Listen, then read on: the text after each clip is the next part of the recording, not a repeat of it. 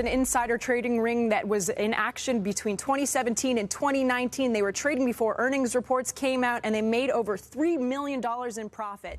There is a common thinking among people that financial crimes are the easiest illegal activity to get away with. Seems like this is true when it comes to insider trading. So what is insider trading, and why is it difficult to prosecute those who are involved in insider trading? Let's get started. Federal prosecutors charged Rajaratnam, one of the wealthiest people in the United States, with insider trading in October 2009, making headlines.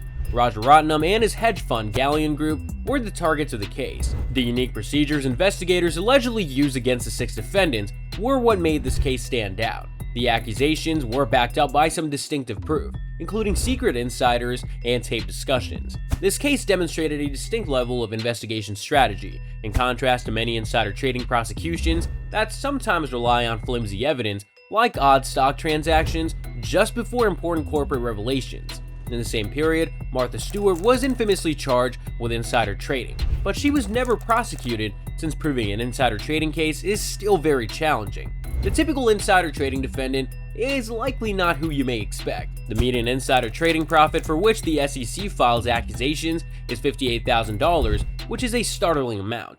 What exactly is insider trading, and why is it so hard to stop? Insider trading is divided into 2 categories. Insider trading, in its traditional sense, is the first. This entails profiting from material, non-public information, and someone with inside access, such as a corporate executive or an outsider who obtains information from an insider, are both potential participants in this unethical conduct. It's crucial to remember that getting inside information isn't necessarily prohibited. For instance, a reporter can ethically obtain salary information from private sources for a forthcoming news story. But if the journalists use that intelligence to buy the company's shares before a public announcement, producing a price spike and breaking the law, they would go too far. Misappropriation is the second variety of insider trading theory. This encompasses people who might not be directly connected to the in-question corporation. An incident involving analysts at Capital One credit card serves as a notable illustration of this. To trade immediately before corporate earnings statements, these analysts used Capital One data on retail sales receipts. They were able to accumulate significant gains, totaling several million dollars as a result. Notably, these people lacked a direct connection to the companies for which they carried out trading activities, according to the SEC's complaint. This emphasizes how intricate insider trading cases, including misappropriation, might be. Safeguarding confidential information is essential to our role as a financial institution, a Capital One spokeswoman told CNBC. In 2015, Capital One discovered a breach of the organization's data confidentiality regulations, quickly fired 2 data analysts, and actively assisted the appropriate authorities in their investigation. Federal civil lawsuits are handled by the Securities and Exchange Commission, or SEC, while criminal prosecutions are handled by the Department of Justice. Let's begin with civil litigation. This implies that a person would be charged with an offense and have to pay a fine. The SEC establishes regulations for broker-dealers, financial markets, and stock exchange trading. In fiscal year 2022, the SEC undertook 760 enforcement actions in total, recovering more than $6.4 billion.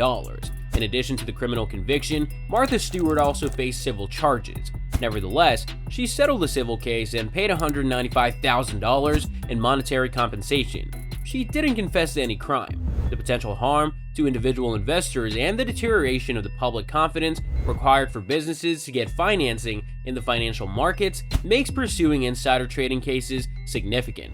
The worry, according to Eric W. Orts, a professor of legal studies and business ethics at Wharton, is that a decline in public confidence in the markets could result in investors pulling out of the market. Insider trading cases are not infrequent, although being less frequent than crimes like murder, rape, and robbery. Academic study has shown the prevalence of insider trading, even though it occurs rarely. Numerous studies have uncovered warning indications, such as increases in a stock's trading activity right before important disclosures, such as the release of quarterly earnings reports. Orts notes that this research has revealed evidence that insider trading occurs on a significant scale. Notably, there is frequently a substantial increase in trade activity before the revelation of significant information. What motivates such increased activity is a crucial question that this pattern poses. The most likely reason is that people are getting knowledge before it's made public. which is what's causing the odd trading.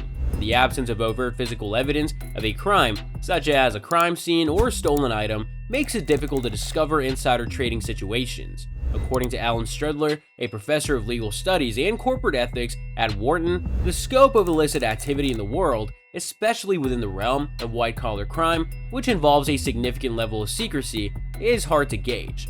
Additionally, anti-regulation measures adopted by the Bush and Clinton administrations hinder the ability of regulatory authorities like the Securities and Exchange Commission to adequately investigate cases of insider trading. Under the Obama administration, this strategy changed, which resulted in more enforcement measures against these offenses. Convicting people of insider trading is difficult since it frequently depends on whether a judge or jury thinks the defendant knew the information wasn't yet made public. In a textbook example, trading based on information unintentionally overheard, such as on a train or at a sporting event, is legal as long as the trader is not aware that the information is important and private. However, trading on such information would surely be illegal for an investment banker or lawyer helping a company get ready for a merger. These kinds of events, in the opinion of Wharton finance professor Richard Marston, are quite troubling from a corporate ethical standpoint. Profiting from information that shareholders do not have goes against the ethical obligations corporate insiders have to their shareholders. Richard Marston, a finance professor at Wharton, asserts that corporate information should be distributed to all shareholders at the same time because it is their collective property. Real-world circumstances make it difficult to distinguish between legitimate and illicit uses of information. Although theoretical scenarios of insider trading are simple, theoretically, information should be available to all investors equally. This doesn't mean that every investor has the same knowledge, though. Anyone may learn it with hard work. For instance, a trader who keeps a close eye on a CEO's activities infers the possibility of a merger from conversations with M&A lawyers and makes bets based on that assumption would be acting legally. Contrarily, it would be illegal to get secret merger information from an insider and trade on it. Greater restrictions on insider trading were imposed by Regulation Fair Disclosure, which the SEC put into effect in 2000. This law was designed to lessen executives' preference for providing information to financial analysts. Any information revealed to an outsider is required to be shared with the public as well. Rules that prohibit insider trading are also covered by the restrictions on insider trading. Executives and many other employees, for instance, are forbidden from trading during delicate times like results announcements. High-ranking executives must disclose every transaction they make, not just those involving their company's stock. Trade is only permitted under strict laws, and according to Jeremy Siegel, a professor at Wharton, these regulations are strictly upheld to guarantee full disclosure of facts before trade. Due to the prosecution's claim that the defendants in the Galleon case were fully aware that they were acting illegally, the case has received a lot of media attention. The accusations against them center on alleged gains of about $60 million from illegal trades. This case is special because it was the first time that wiretaps had been used in an insider trading investigation with judicial approval. Authorities received assistance from an insider who taped chats with the accused. The billionaire Raj Rajaratnam, whose net wealth is estimated at $1.3 billion, has maintained his innocence and is currently free on a $100 million bail. According to the FBI complaint, he is charged with using insider knowledge to carry out trades that helped Galleon earn $12.7 million between January 2006 and July 2007. According to reports, millions more were made through additional unlawful trade activities. The in-question confidential information connected to acquisitions, earning reports, and associated information. Individuals from Intel Capital, which is Intel Corp's investment branch, a director at McKinsey, and an official from International Business Machines, IBM, were among those who were initially detained. Rajaratnam and another defendant debated whether to keep their sources' position at IBM or move them to a different organization, according to transcripts of wiretap talks included in court records. In another conversation, Rajaratnam and another person seemed to be aware of the potential legal repercussions of their activities. The dialogues imply a greater understanding of the potential legal repercussions. To avoid potential wiretaps, some defendants even turned to utilizing prepaid cell phones. 20 people have been charged with crimes of various kinds so far, and 5 of them have already admitted guilt. The situation that has developed is an illustration of a network of mutual information exchange, in which members trade tips and favors. Although trading information is a legitimate duty of hedge fund managers, using inside knowledge for such reasons is illegal. How do you feel about insider trading? Do you believe it qualifies as an offense? What do you think about this? Please comment below.